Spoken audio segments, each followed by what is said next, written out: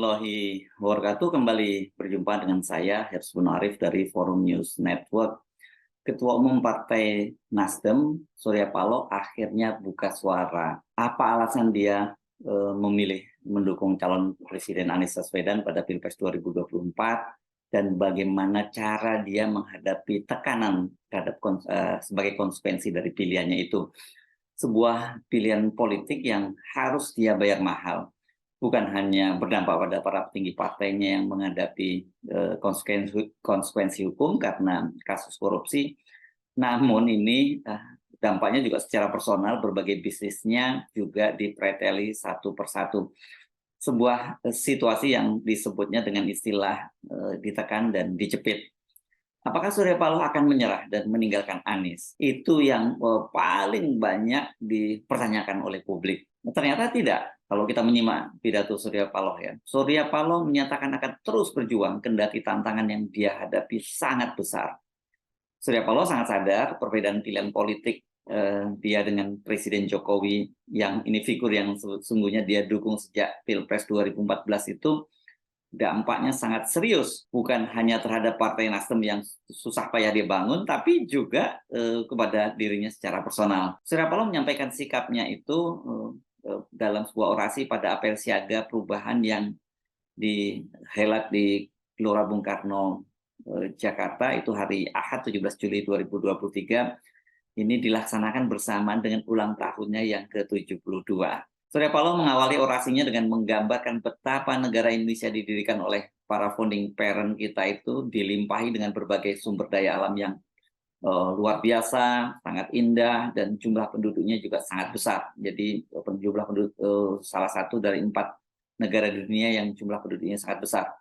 Sayangnya, kata Surya Paloh, para pemimpinnya itu tidak amanah, tidak bisa memanfaatkan dan memenuhi dari amanah dari para founding parent untuk mensejahterakan rakyatnya. Surya secara jujur menyebut program revolusi mental yang dijanjikan Presiden Jokowi dan membuatnya kepincut sehingga dia mendukung Presiden Jokowi sampai 2 periode itu ternyata gagal diwujudkan.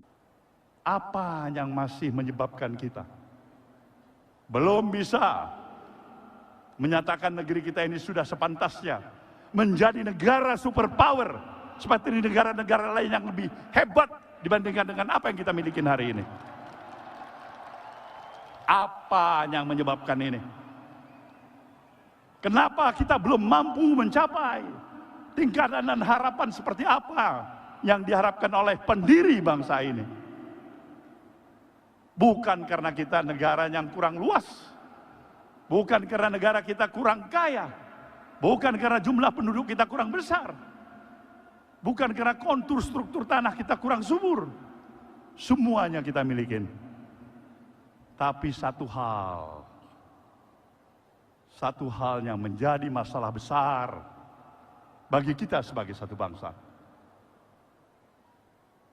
Nah, ini yang perlu saya ingatkan kepada saudara.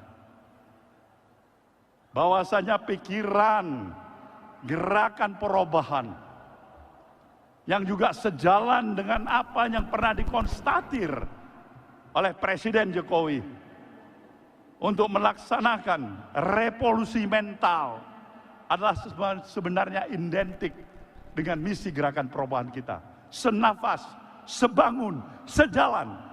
Dan itulah yang kenapa ketika pada tahun 2014 pemilu, dengan seluruh kekuatan dan harapan energi yang kita miliki, kita dukung yang namanya Presiden Jokowi kala itu sebagai calon presiden untuk menjadi presiden di negeri ini, saudaraku.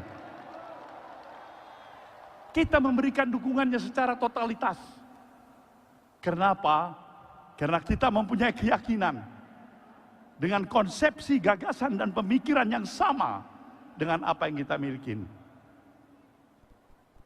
Logika kita menyatakan, kita yakin progres perjalanan kemajuan kita berbangsa dan bernegara akan jauh lebih hebat seperti apa yang kita harapkan. Tapi sayang, 1000 kali sayang,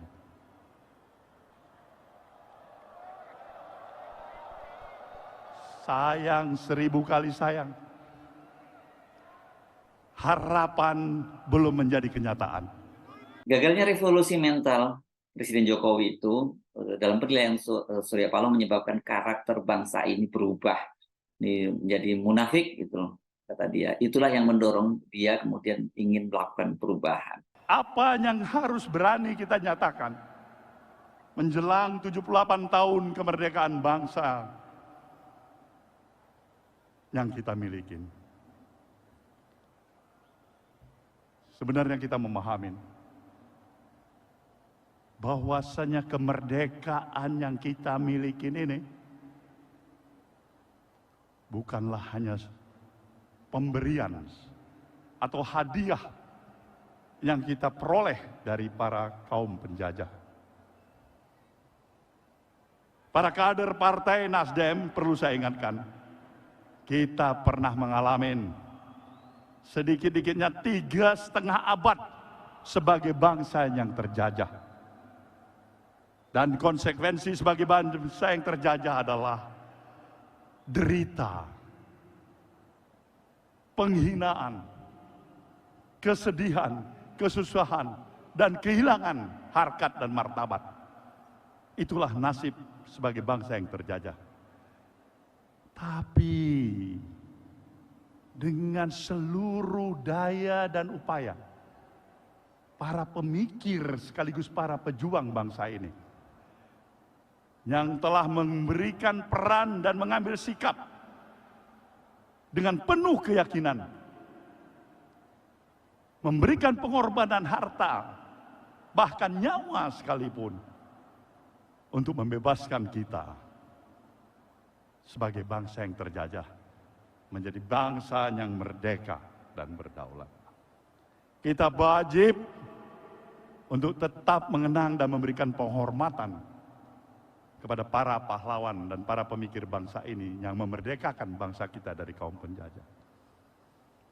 Inilah sejalan dengan kita mungkin 1 bulan lagi akan menghadapi peringatan hari ulang tahun ke-78 tahun kemerdekaan yang kita miliki.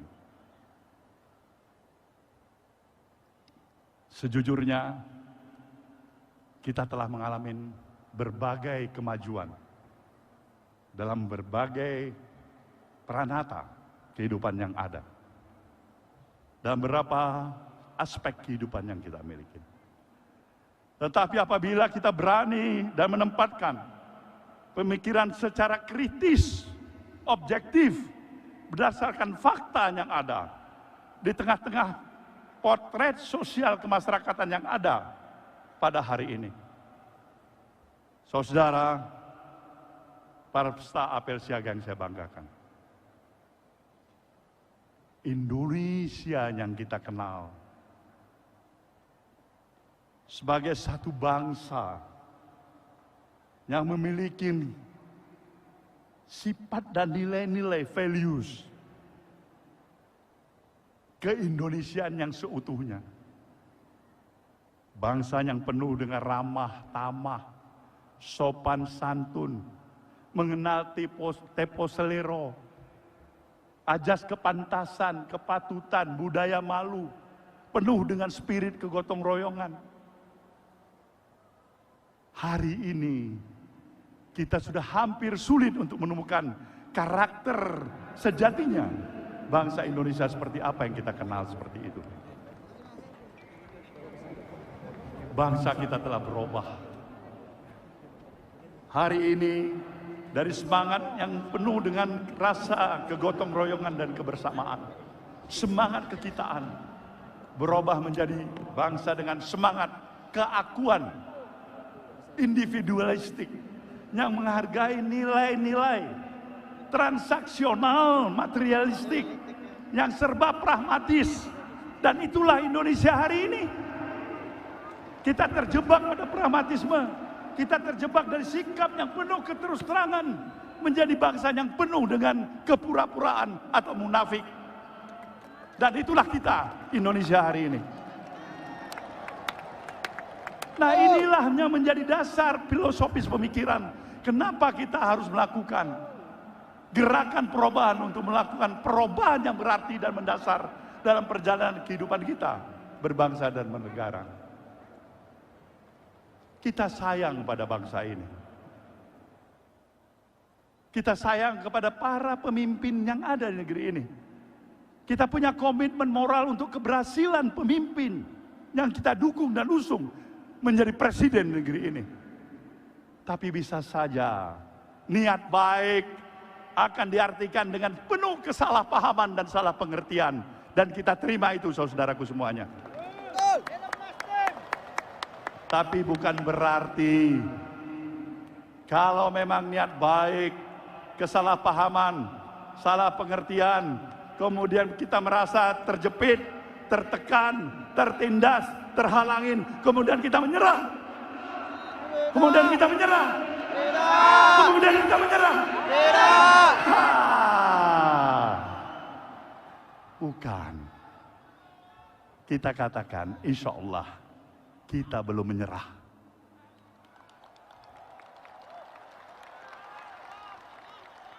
Lantas ini pasti pertanyaannya, mengapa Surya Paloh mendukung Anies Baswedan? Ini kan kalau kita ingat pada Pilkada 2017, itu Surya Paloh kan mendukung figur yang berlawanan dengan Anies Baswedan, yakni Ahok ini sebagai calon gubernur DKI Jakarta. Ini alasannya sangat menarik ya, karena kan selama ini Anies itu dicitrakan sebagai sosok anti pluralisme, bapak politik identitas, memecah belah bangsa. Justru menurut Surya Paloh, dalam penilaian Surya Paloh, Anies itu bisa dipercaya mewujudkan semangat pluralisme itu, sebuah alasan yang cukup berdasar karena sudah dibuktikan selama dia atau selama Anies memimpin Jakarta. Kenapa kita harus memilih Anies Baswedan? Karena kita mau membuktikan pluralisme yang kita hargain bukan hanya di bibir, tapi juga dalam praktek kehidupan yang nyata, saudaraku semuanya.